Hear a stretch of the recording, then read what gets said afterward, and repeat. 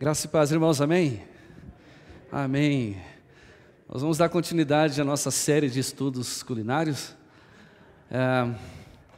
Nós estamos estudando sobre os frutos da esperança. Semana passada o pastor Jaime já iniciou o processo falando sobre ousadia e hoje é sobre culinária.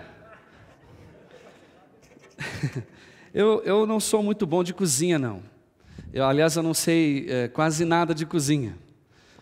Mas se você, que hoje está no Canadá, fosse me chamar para ir para a tua casa para comermos uma panqueca, aquela panqueca de café da manhã, quais os ingredientes você usaria para fazer essa panqueca? Eu quero que você me ajude, porque eu não sei. Eu sei que tem que usar algumas coisas que estão aqui. Mas vocês podem me ajudar? Para fazer panqueca, vai ovo? Vai ovo? Vai ovo. Eu estudei que vai ovo. Está escrito na Bíblia que vai ovo. Vai ovo. A gente sabe que para fazer uma boa panqueca, tem que usar ovo. O que mais que vai para fazer a panqueca? Vai leite, não? Vai leite. Toda panqueca boa, ela tem alguns ingredientes que são necessários. Então a gente tem que usar leite também. Então vai um pouco de leite também. Acabou por aqui, não? Farinha. Está vazando aqui, irmão. Está vendo? Eu falei para você que eu não sei fazer nada disso. Olha aí que não estava certo. Tem que fechar direito. Ô Jesus, eu falei para você. Tem que abrir e fechar aqui, ó. Olha. Vai ter que tirar e colocar de novo. Eu falei, irmão, eu falei. Faz parte.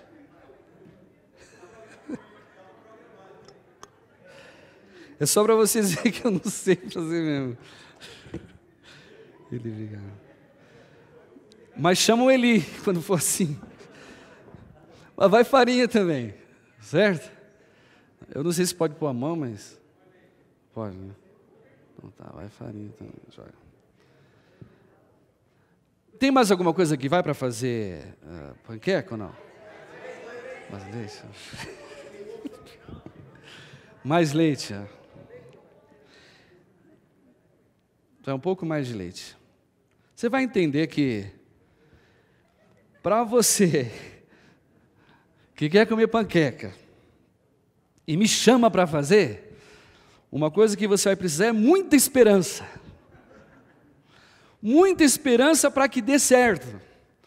E você sabe que Paulo, quando vai falar sobre a vida cristã, Paulo também, que já viveu muito da vida cristã, Paulo vai nos dar os ingredientes indispensáveis, presentes em toda pessoa que quer viver a vida cristã.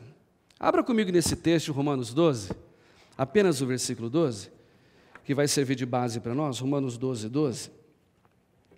Nesse texto, Paulo também vai dar para a gente alguns ingredientes que são necessários, são básicos, mas são necessários, e não só necessários, eles estão presentes em toda história, em toda composição da vida cristã. Romanos 12, 12 diz assim: alegrai-vos na esperança, sede pacientes na tribulação e perseverai na oração. É facinho. Dá até para a gente falar de cor. Vamos falar todos juntos mais uma vez? Alegrai-vos na esperança, sede pacientes na tribulação e perseverai.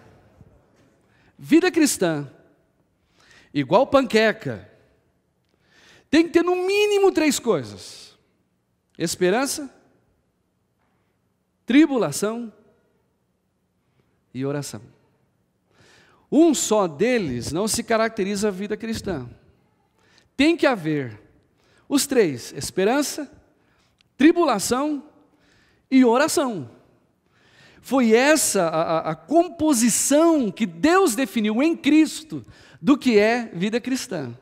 E Paulo aqui em Romanos capítulo 12, você sabe que Romanos é um livro teológico por demais, mas no capítulo 12 ele dá conselhos práticos de como, por exemplo, você se relacionar consigo mesmo, de como você se relacionar com as pessoas, de como você se relacionar com os membros da igreja, com os de fora, e nesse versículo específico, como se relacionar com a vida.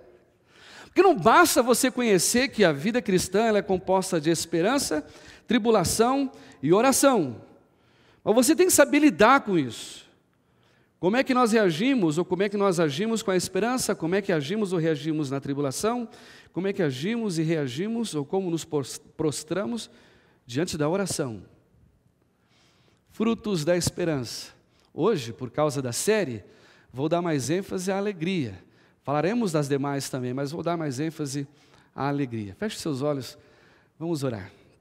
Amado Deus, muito obrigado, Pai, porque o Senhor cuida de nós. O Senhor nos propôs viver uma vida de aventuras, uma vida de vitórias, uma vida, Pai, de muita luta, que a Tua palavra chama de vida cristã. Porque assim como Cristo teve lutas, assim como Cristo passou por dificuldades, Ele também deixou para nós clara a esperança. E nós, ó Pai, decidimos viver esta vida de Cristo, por isso estamos orando agora, pedindo para que o Senhor imprima essa realidade dentro da nossa mente, dentro do nosso coração, e nos ensine a portar de uma forma digna, de uma forma que alegra o Senhor, diante do que a vida nos apresenta. Pai amado, pedimos que o Senhor ministre a nós pelo poder do Teu Espírito Santo, que Teu Espírito Santo fale aos nossos corações, use esta semente poderosa da Tua palavra, e esta semente, ela caia em boa terra, os nossos corações estejam preparados para assimilar o que o Senhor tem para nós e possamos colocar em prática, tudo para a glória do Teu nome, no nome de Jesus. Amém, papai. Amém. Mantenha a sua Bíblia aberta aí, Romanos 12, 12. Alegrai-vos na esperança. Olha, nós ouvimos um pouco sobre esperança, a definição de esperança semana passada, mas eu quero relembrar aqui o que é esperança. Bem, o dicionário comum, ele define esperança como o sentimento de alguém que espera algo no futuro, incerto, uma possibilidade, não é? Uma expectativa do que possa vir a acontecer. Então a esperança, em termos normais, ela tem alguns ingredientes também. Ela trata do futuro, não trata do passado, e nem tanto do presente, a esperança normal. Ela trata de possibilidade, não de realidade, mas de possibilidade. E ela trata também de um sentimento. A esperança comum, ela tem esses ingredientes, não é? De esperar algo que possa vir a acontecer. Por exemplo, uma pessoa que seja sofredora, ela chega e diz assim, alguém pergunta para ela, qual que é a sua esperança para 2015? O que você espera para 2015? Aí essa pessoa sofredora diz assim, minha esperança, eu espero que o Corinthians seja campeão no Brasileirão 2015.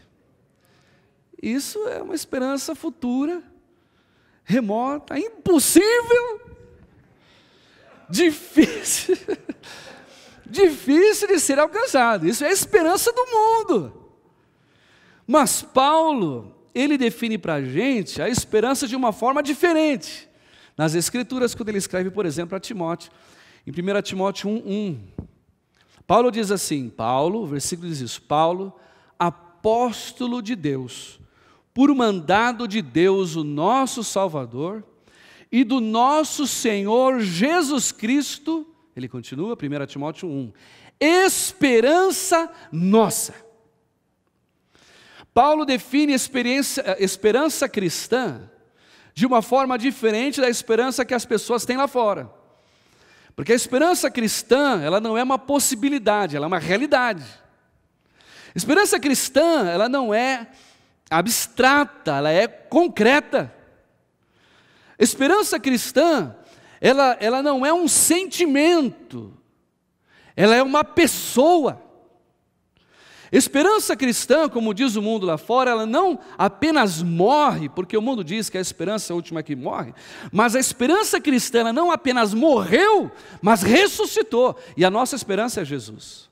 Ele é, nos termos bíblicos, os termos que Paulo define aqui, a nossa esperança, nós não temos outra esperança. A nossa esperança é só em Jesus. Ele é a nossa esperança. Ele é a personificação da esperança, do que nós precisamos, do que nós queremos. Porque nós esperamos em Cristo, como Paulo diz em Colossenses 1, Cristo em vós, a esperança da glória. Eu posso esperar em Cristo. Quando a Bíblia fala de alegrar-me na esperança, é a forma com que eu tenho que reagir com a esperança, com alegria.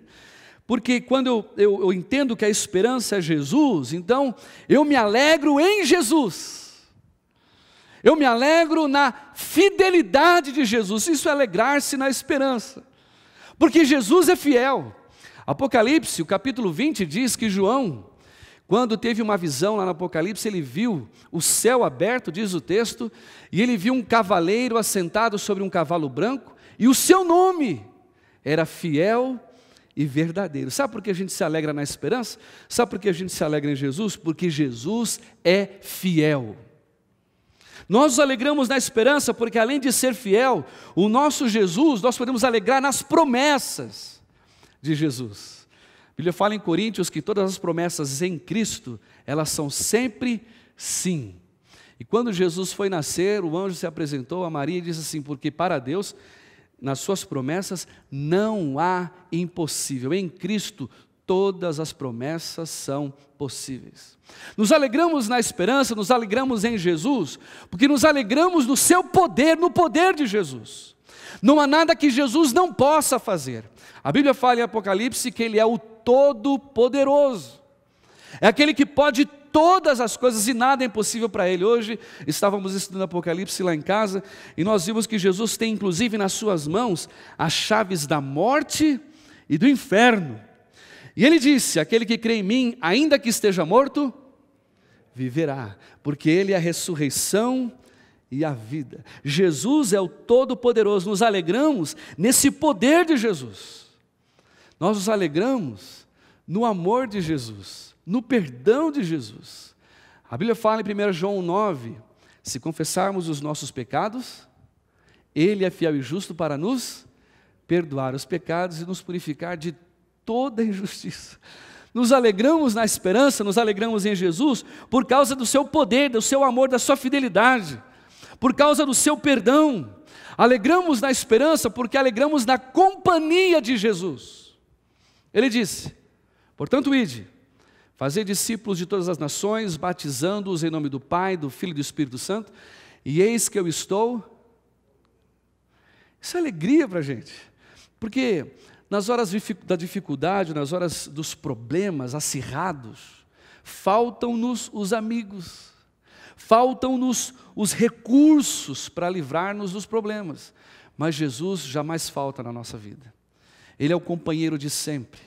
Alegrar-se em Jesus, alegrar-se na esperança, é alegrar-se também na amizade de Jesus. João 15,15. Já não vos chamarei mais servos, mas vos chamarei amigos, porque o servo não sabe o que faz o seu senhor. E eu tenho-vos dito e vos feito conhecer tudo que o Pai me fez conhecer. Jesus, o Todo-Poderoso, o Senhor dos senhores, o Rei dos reis, chama a mim e a você de amigos. Alegrar-se na esperança é alegrar em Jesus, porque nos alegramos na paz que Jesus dá. Ela é insondável, ela é inexplicável, ela excede a compreensão humana. O que é essa paz? Deixo-vos a paz, a minha paz vos dou, disse Jesus. Não vou-la dou como o mundo a dá. Não sei se você já teve a oportunidade de conversar com alguém que de fato colocou a sua esperança em Jesus e entende que a sua esperança é Jesus. A vida está ruindo, os problemas estão cada vez piores, a vida vai de mal a pior, mas ela continua em paz. Que tipo de esperança você tem se alegrado? Você está esperando a sua alegria na esperança de que alguém indique o nome do seu marido numa empresa para você conseguir emprego? A sua esperança, a sua alegria é que alguém possa se voltar a você e abrir uma porta de emprego para você? A sua esperança ou a sua alegria em algum conselho sábio de homem nessa terra?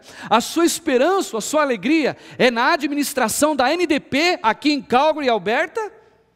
Onde você colocou a sua esperança? Segundo a palavra de Deus, a nossa esperança está em Jesus. É interessante quando Paulo fala sobre esperança, nos termos bíblicos, ele aponta para a esperança que nós teremos um dia que este céu vai ser aberto e tudo aquilo que acontece no céu, de fato vai acontecer na terra. Não haverá mais tristeza, não haverá mais dor, não haverá mais morte, toda a beleza do que está no céu nós vamos viver também aqui com Jesus. Essa é a esperança. A esperança é que a morte para nós, ela não mais detém, ela não mais é o fim de tudo. A morte para nós é simplesmente uma porta, é simplesmente um portal. Nós passamos por ela, pela morte, e ressuscitamos com Cristo, como o pastor disse aqui, na ministração da ceia. A nossa esperança, sim, é futura, como dizem diversos textos bíblicos, mas há um em especial, e que Paulo diz em 1 Coríntios 15, que ele diz assim: se esperamos em Cristo apenas nessa terra, nós somos os mais miseráveis homens da terra. É interessante que quando lemos esse texto em 1 Coríntios 15, a gente entende que a esperança tem que ser essa visão escatológica, ou essa visão futura do que pode vir a acontecer e que vai acontecer segundo a profecia da palavra. É verdade. Mas Paulo, nesse texto em 1 Coríntios 15, ele está centralizando a esperança em Jesus, e ele está descentralizando o tempo da esperança. Porque Paulo está dizendo nesse texto, 1 Coríntios 15, que a nossa esperança sim é futura, mas também é presente. Em Jesus, nós esperamos para o futuro, mas esperamos para agora também. Por isso, você pode se alegrar na esperança que Jesus dá para o seu próprio casamento, que é para agora. Você pode esperar na ação de Jesus agora no seu casamento, trazendo paz ao relacionamento entre você e o seu marido, e você e sua esposa, ou você e seu filho e você. A alegria da esperança é você se alegrar também agora no que Deus pode fazer na sua matrícula no SEIT, esperando que saia o seu curso no SEIT para você estudar. A alegria da esperança é para agora também, para o seu trabalho, que precisamos de um trabalho nessa época difícil que Alberto ainda está atravessando. A alegria que Jesus te dá é para hoje, para o seu ministério, para a sua saúde, para o cuidado do seu filho, para o cuidado da sua família lá no Brasil, é para hoje. Sabe por que Paulo diz com tanta ênfase: alegrai-vos na esperança, ou alegrai-vos em Jesus? Eu tenho por mim, Paulo, que conhecia muito bem as Escrituras, Paulo deveria estar também lembrando deste texto em Salmo 96, que foi lido inclusive pelo Christian, né? Logo no início do culto, que me dá a mim e a você a razão por que nós podemos se alegrar em Jesus, não é? Esse texto diz que nós nos alegramos em Jesus. Não sei se está ligado aqui, Christian. Está ligado aí? Joia. Porque o texto diz: os céus e a terra devem se alegrar. Por quê? Olha aí no versículo. Porque o Senhor... Nós nos alegramos na esperança. Porque não é o pessoal do ISIS que reina. Se amanhã de manhã, Deus quiser, os líderes da ISIS, eles acordam assim, ó, babando. Porque Deus é o que dá e tira a vida. Ele reina. Não há homem nessa terra que possa se equiparar ao poder de Deus. Por isso o texto diz: alegre-se o céu. Essa é uma música antiga, não sei quantos conhecem, mas eu quero cantar com você. Alegre-se o céu, regozije-se a terra, diga-se entre as nações: o Senhor reina. Alegre-se os céus, regozije-se a terra, diga-se entre as nações: o Senhor reina. Aleluia, aleluia, aleluia, o Senhor reina. Aleluia, é fácil.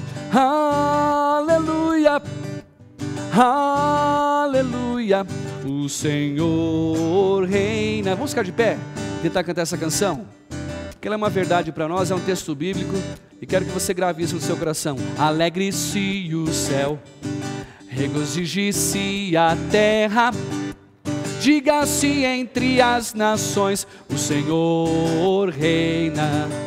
Alegre-se os céus e regozije a terra, diga-se entre as nações, o Senhor reina. Aleluia, aleluia, aleluia, o Senhor reina. Aleluia, aleluia, aleluia, o Senhor reina. Amém? Quem reina é o Senhor. Então diga para quem está do seu lado: Jesus é que reina nessa terra. Fala para ele ou para ela aí. É Ele que reina, não tem outro. E porque Ele reina, Ele estabeleceu que a vida cristã, ela não é formada apenas por esperança, assim como a panqueca. A gente tem que esperar que saia algo bom daqui, mas você sabe que se deixar muito tempo o ovo e a farinha parados aqui, é difícil até de lavar. O que a gente tem que fazer? Tem que ligar o liquidificador. Porque a vida cristã, ela não é só feita de esperança. A vida cristã também tem tribulação, e isso foi definido por aquele que reina. Sabe por quê? Lá no Brasil, principalmente agora, existe uma frase, né, que diz assim: água parada. Existem pelo menos duas zonas em que todo mundo na terra vive. Ou é a zona de conforto, ou é a zona de conflito. E a tribulação é necessária. Ela faz parte integrante da vida cristã. Porque foi assim com Jesus. E é assim com a gente também. O próprio Senhor Jesus disse em João 16:33, no mundo, mas tem de bom ânimo, disse Jesus, eu venci o mundo. Paulo ainda vai dizer em Atos 14:22, que nos importa para herdar aquilo que Deus separou para a gente na eternidade, nos importa para entrar no reino de Deus, passarmos por muitas tribulações. Não são algumas tribulações, são muitas tribulações. Isso já foi definido por aquele que sabe fazer, que conhece o ingrediente da vida cristã. Deus entende que para viver a vida de Cristo, com toda a sua estrutura, com tudo aquilo que Cristo pode dar, você precisa viver toda a vida cristã, e envolve também tribulação. Não porque o nosso Deus, Ele tem prazer no seu sofrimento. Não porque o nosso Deus é um Deus déspota, ou de alguma forma Ele se agrada no sofrimento humano. Mas é porque a tribulação, ela é necessária. E Paulo vai dizer nas suas cartas, as cartas que ele escreve, por exemplo, no próprio livro de Romanos, que é na tribulação que Deus gera dentro de mim e de você virtudes que só podem ser encontradas durante a tribulação. Por exemplo, achei interessante esse homem, ele iniciou no Brasil, lá na Bahia, em Salvador, o que chama de doma racional. Ele gosta de se chamar de Zé da Garota. Ele é um domador profissional, está fazendo história no Brasil e no mundo sobre domar cavalos, como amansar cavalos, da Bahia, Salvador, gente boa. E é interessante o processo que ele usa, porque muito se assemelha ao que a Bíblia chama de tribulação. A primeira coisa que ele faz é que o proprietário, o fazendeiro, ele tem que ter o seu cavalo, o cavalo do fazendeiro. O cavalo já está marcado, é propriedade daquele fazendeiro. Aí sim ele vai trabalhar. O que ele faz? A primeira coisa que ele faz, ele coloca o cavalo no lugar bem amplo, um pouco amplo, né? Mas circular, que eles chamam de, acho que é curral, eu não sei se eu estou certo, deve ser curral, né? E o cavalo fica ali dando voltas, muito tempo dando volta, andando em círculo, porque ele não se amansa, ele ainda é um cavalo bravo, da vida selvagem. Enquanto isso, o Zé da Garota, esse cowboy, esse senhor de idade, deve ter uns 60 anos, ele vai conversando com o cavalo. O cavalo vai andando, dando volta, ele vai andando atrás, assim, conversando com o cavalo, uma voz mansa, uma voz tranquila, e falando, olha, eu vou colocar sobre você o cabresto, e aí eu vou começar a dar direção para você, porque eu gosto de você, eu vou te ensinar, vou domesticar você, e vai falando, e o cavalo vai dando volta, o cavalo nem faz ideia ou noção, ignora a presença do Zé da Garota no meio daquele círculo. Chega uma hora que está cansado, o Zé da Garota, ele fica só olhando o momento, é quando, numa hora para sempre, ele está cansado, ele para, ele levanta os olhos, o cavalo, e olha para o Zé da Garota. É a primeira vez que ele para trocar olhar com o amansador, com o domador. Nessa hora o Zé da Garota já percebeu, estamos numa nova fase. Ele olha, continua andando, para, ele olha de novo, e o Zé da Garota está falando. Aí ele continua dando volta, depois ele para, olha, e o Zé da Garota falando com ele. De repente, além dos olhares, o cavalo ele gira, né, vira as suas duas orelhas em direção ao Zé da Garota. Quando isso acontece, ele diz que é hora então do domador chegar-se próximo do cavalo. Ele chega próximo do cavalo, o cavalo já está parado, com as orelhinhas em direção ao Zé da Garota. E aí o Zé da Garota continua falando, ele permite conversar, tal. Aí é hora do primeiro contato. E o Zé da Garota põe a mão no cavalo, vai passando a mão nas costas do cavalo, vai passando, fazendo carinho, ele vai deixando. E aí ele vai andando, vai fazendo carinho, muito tempo, já está tendo contato agora, já parou de ficar dando círculo, dando volta. E aí nessa hora o Zé da Garota ele percebe que pode avançar um pouco mais. Ele decide a hora de colocar o cabresto. Ele pega o cabresto, coloca no cavalo, só que não sobe no cavalo ainda. Ele põe no cabresto, no cavalo, e fica, mesmo de pé do lado do cavalo, dando instrução para o cavalo. Então ele puxa aqui para o lado esquerdo e fala, para a esquerda, e puxa para a esquerda, o cavalo então entorta o pescoço para a esquerda. Para trás, o cavalo vai para trás. Para a direita, ele vai para a direita. E assim, algum tempo, sem subir no cavalo. Até que chega uma hora que ele entende que já pode subir, o cavalo deixa ele então ficar sobre ele. E aí quando é a última fase, o Zé da Garota nisso inovou de todos, ele sobe em cima do cavalo, já com a sela, e ele dirige o cavalo sem o cabresto. Ele só segura aqui na sela e fala para a esquerda, e o cavalo vai para a esquerda. À direita, e o cavalo vai para a direita. Para trás, e o cavalo vai para trás. Isso foi inovador no mundo. Como é que você acha que Deus faz para domar essa língua selvagem que a gente tem? Como é que você acha que Deus faz para domar essa facilidade que eu e você temos para a murmuração?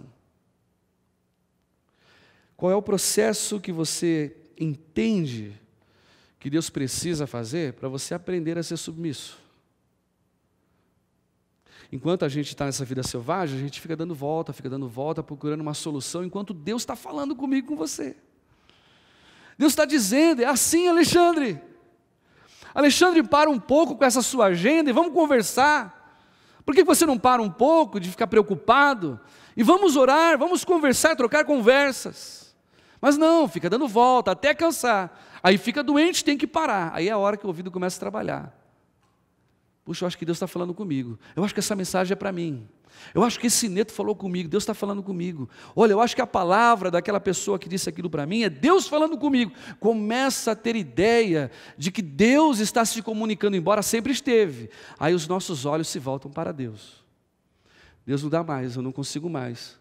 Eu já tentei tudo, já usei de todos os recursos, não consigo mais. Aí é a hora de conversar com o Pai. E é o que Ele precisa fazer, porque você já é dele, você já foi marcado por Ele. Ele vai te ensinar a ouvir a sua voz e você obedecer o comando de Deus. Quando Deus diz assim, perdoa, você vai e perdoa. Se humilha, você vai e se humilha. Serve, você vai e serve. Mude de atitude. Você vai e muda. Paulo diz em Romanos 5,3 que a tribulação, ela produz a perseverança. Ela produz a esperança dentro de nós. Existem virtudes que Deus está criando dentro de você. Por isso, às vezes, é hora de colocar a gente na tribulação. A gente como pessoa, a gente como igreja, a gente como ministro, a gente como criança, como jovem, adolescente, é hora de pôr na tribulação. Porque Deus quer que você descubra algo novo da parte de Deus. Ainda Paulo diz em Coríntios que as nossas tribulações, elas não somente produzem dentro de nós virtudes necessárias para a vida cristã, mas também são instrumentos poderosos para abençoar outros. 1 Coríntios 1, Paulo diz que as nossas tribulações, Deus transforma em consolação para outros. É quando o Christian pode chegar para algum jovem que ele conhece, e começa a abrir o coração e falar para ele: Christian, está difícil, rapaz, eu sou um cara bonito, mas eu não consigo namorar, não consigo casar, me ajuda, e meu sobrenome é forte, meu sobrenome também é Prando, qual conselho que você me dá? Aí o Christian compartilha da sua experiência, né? A minha tribulação, ela serve também de consolo e conforto para outros. Querido, já foi avisado, já foi escrito, já foi definido por Deus que a tribulação faz parte da vida cristã. Então por que a surpresa? Por que a reclamação? Por que a murmuração? Paulo diz que na esperança tem que ter alegria, mas na tribulação tem que ter o quê? Paciência. Porque se nós não passarmos pela tribulação, a tribulação vai passar por nós. Mas uma coisa é verdade, a tribulação sempre passa, sempre passa. Por isso que, entendendo que a tribulação sempre passa, entendendo que a tribulação ela vai parar, é que Paulo diz: olha, o que você precisa de paciência. Sabe o que é paciência? Ela é uma palavra composta, né, por aglutinação, que significa ciência da paz. Na tribulação, o que eu preciso ter é paciência, até para usar o liquidificador. Tem que ter paciência, porque depois que a gente passa pela tribulação, a gente desenvolve a paciência.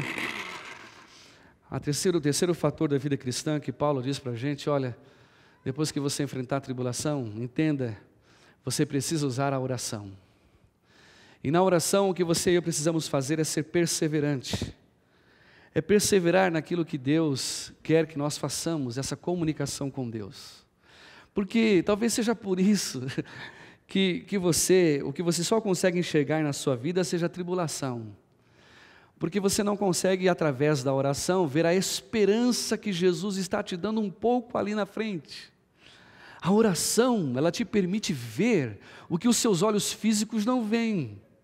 A oração permite você sentir o que naturalmente, aquilo que os seus sentidos físicos te passam, você não consegue sentir. É através da oração. Através da oração, nós temos uma visão privilegiada de como as coisas funcionam, porque temos a visão de Deus. Quando Paulo fala perseverante na oração, Paulo está dizendo para nós, não apenas a ênfase de ser insistente na oração, de você insistir, como diz Lucas 18:1, na parábola da viúva, de insistir com Deus, mas também na constância. Significa que eu tenho que orar enquanto a tribulação ela é presente, mas também tenho que orar quando não tem tribulação. É em todo o tempo. É orar quando estamos na igreja, orar quando estamos fora da igreja.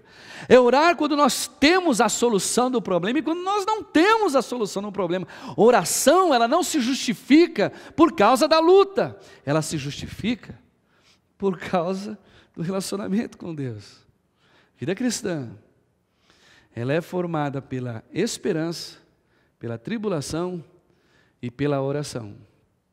Em cada um deles, você tem que saber se relacionar. Na esperança, a alegria. Na tribulação, paciência, vai passar. Mas em todo o tempo, perseverante em todo o tempo, oração.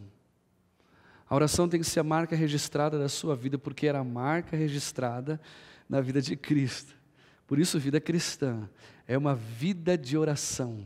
A oração não é opção, a oração é vital, a oração é sobrevivência. Sem oração, nós não conseguimos. Aliás, se um dia você me chamar para ir para a sua casa e fazer panqueca, você vai precisar dos três. Vai ter que ter esperança para te ajudar de alguma forma. Você sabe que vai passar por muitos problemas lá na sua casa, né? Muita tribulação. E orar demais para que a panqueca saia. Mas quem tem fé e ora, consegue alcançar o objetivo. Aqui está a panqueca.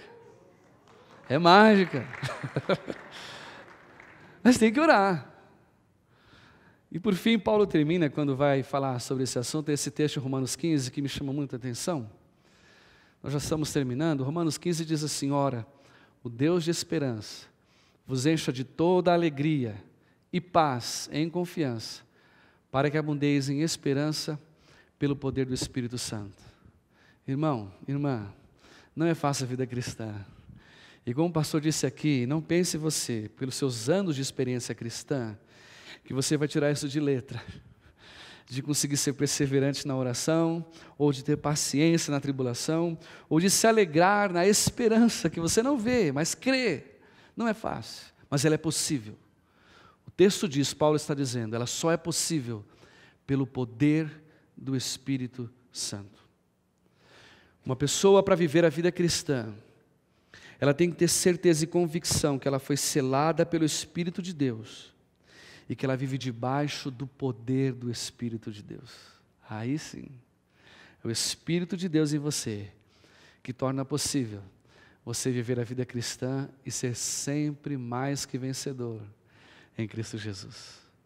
Eu não sei se você hoje aqui, fase que você está passando, se você hoje está de fato vivendo de esperança em esperança, porque as coisas estão bem, estão boas, e você sempre está vivendo a esperança de ontem, está se cumprindo hoje, assim vai. Eu não sei se hoje você está vivendo apenas a tribulação e as forças estão esvaindo.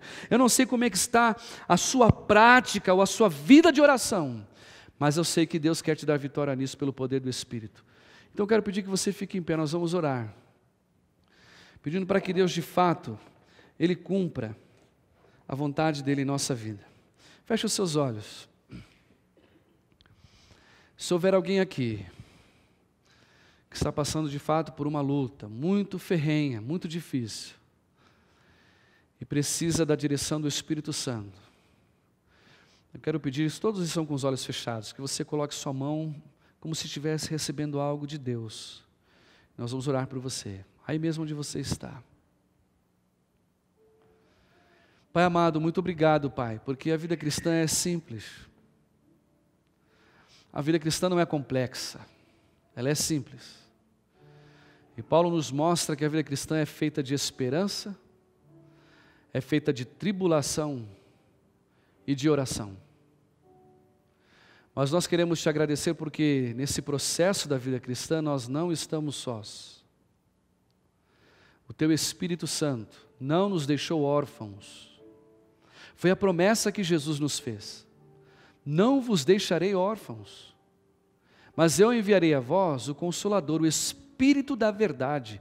Ele vos guiará a toda a verdade.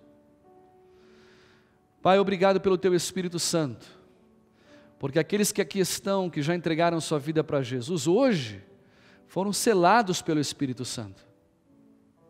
Então quero te pedir agora, Pai, que o Teu Espírito que já está em nós, Ele abunde dentro de nós, que o Senhor nos encha do Teu Espírito, encha o meu irmão, encha a minha irmã, dá a este meu irmão, dá a esta minha irmã, mais do Teu poder, para que ela possa, Senhor Deus, enfrentar, saber se portar diante da vida cristã, e nos momentos de tribulação ter paciência, nos momentos de tribulação ser amansado, domesticado pelo Senhor. Que o Senhor, como diz a tua palavra no Salmo, coloque um anjo à porta da nossa boca e cuide da nossa língua no momento da tribulação. Tira de nós toda palavra depressiva, toda palavra de derrota, toda palavra de murmuração. Espírito de Deus, coloque o teu cabresto, que é doce, que é suave sobre nós, e nos dirige. Não somente nossa língua, dirige os nossos olhos, dirige a nossa boca, dirige os nossos ouvidos, os sentimentos do coração. Tira de nós todo o ódio.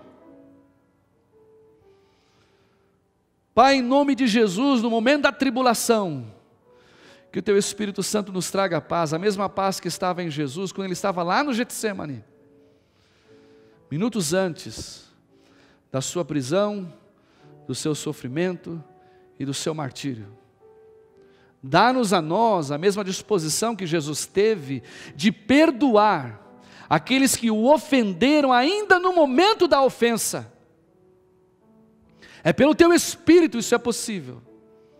Pai, que também o Senhor acenda em nós esta esperança, que é Cristo. Que o teu Espírito Santo em nós abra os nossos olhos, para vermos a realidade de quem é Cristo. De que Ele está conosco e jamais nos deixa.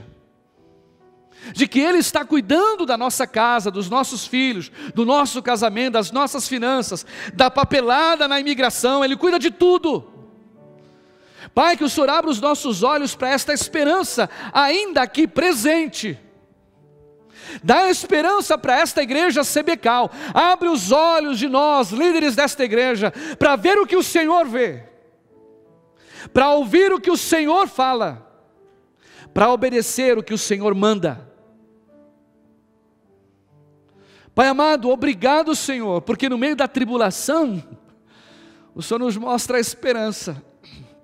Mas é pelo teu Espírito que temos acesso a isso. Derrama mais o teu Espírito sobre esta igreja. Derrama mais o teu Espírito sobre os pastores desta igreja, sobre os presbíteros, diáconos, líderes desta igreja. Derrama no teu Espírito, Pai, sobre os pais aqui presentes, sobre as mães, sobre os jovens, os adolescentes, as crianças. Derrama sobre nós o teu Espírito, Pai. Nós não queremos mais andar em círculos. É hora já de termos sido domesticados, domados, por aquele Deus que outrora estava irado contra nós, mas que agora a sua misericórdia nos é conhecida. Porque, Pai, a nós nos resta saber a tua vontade e viver a tua vontade. Ela é sempre, para aquele que está sendo dirigido pelo teu Espírito, ela é sempre boa, perfeita e agradável. Amado Deus, enche-nos o teu Espírito Santo, para que possamos ter uma vida intensa de oração, como era a de Cristo. Pai, havia momentos na vida de Cristo que Ele nem sequer dormia, para passar mais tempo de qualidade com o Senhor. Em todas as decisões mais importantes que Ele deveria tomar, Ele se envolvia poderosamente, intensamente em oração. Quantas decisões tomamos sem ter sido permeada pela chuva de oração?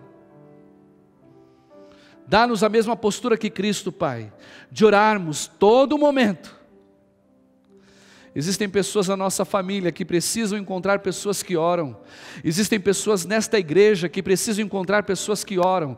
Existem pessoas nessa cidade que estão acorrentadas, estão, ó Pai, presas, e precisam encontrar uma igreja que ora, uma igreja que busca o Senhor. Deus amado, o que nós precisamos, como esta cidade precisa, é o teu reino, o reino de Deus. E o teu reino se manifesta quando o teu povo ora. Por isso o Senhor Jesus nos ensina: Pai nosso, que está no céu, santificado seja o teu nome, venha a nós o teu reino, seja feito em nós, na terra, na nossa família, nesta igreja, nesta cidade, a tua vontade, como ela é feita no céu. Pai, se for preciso, Senhor, se nós ainda estamos vivendo na zona do conforto, e já deixamos de orar, a oração que é parte integrante da vida cristã, e agora precisamos voltar. Deus, se é necessário mais uma vez o Senhor nos colocar no liquidificador da tribulação, Pai, faça o que é aprazível ao teu coração, mas Deus, queremos viver a vida de Cristo, uma vida intensa, poderosa, que vence em Deus. Por isso, Pai, agradecendo ao Senhor por tudo que o Senhor já nos ensinou neste culto, desde as músicas que cantamos até agora, é que eu quero pedir ao Senhor que a graça do Senhor, a consolação e as misericórdias do Senhor e do Teu Espírito, a presença de Jesus, o nosso modelo, seja com este povo do Senhor aqui neste lugar, em toda a face da terra, agora e para sempre, em nome de Jesus. Amém, papai. Deus te abençoe. A alegria é o fruto da esperança. Cumprimente a pessoa que está do seu lado. Tenha uma semana abençoada. Nós temos lá embaixo a nossa cantina missionária. Não vá embora. Invista tempo de qualidade com ele ou com ela. Deus te abençoe grandemente.